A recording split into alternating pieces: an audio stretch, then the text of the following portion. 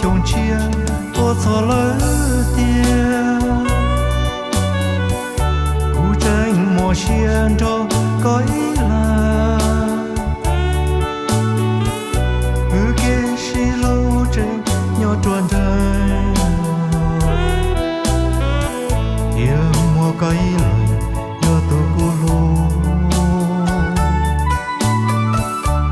路胸前路胸脑，真路có ý lãnh lý phù, nghe có rất nhiều tu để của lô, tu để của lô là lô xia, bởi yêu yêu chia to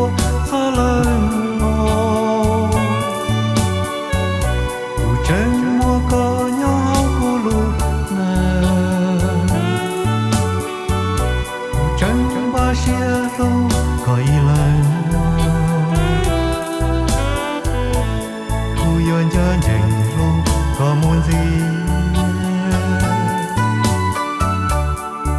có nhỏ cô lù chống chia, áo cuốn đồ xia mua có ý lãnh yo chín sang xia mu lô lành tư cô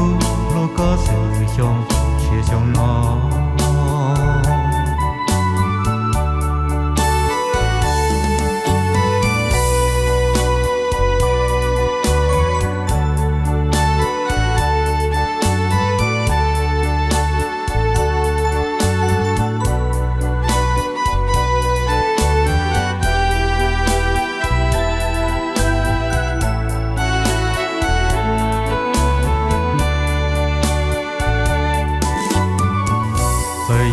yêu chia to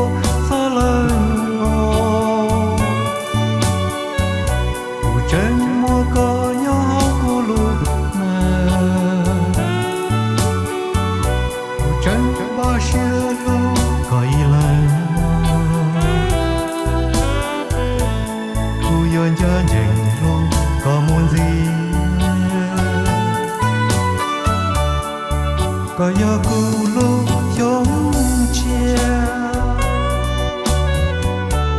áo cuốn đồ xia mua có ý lãnh xưa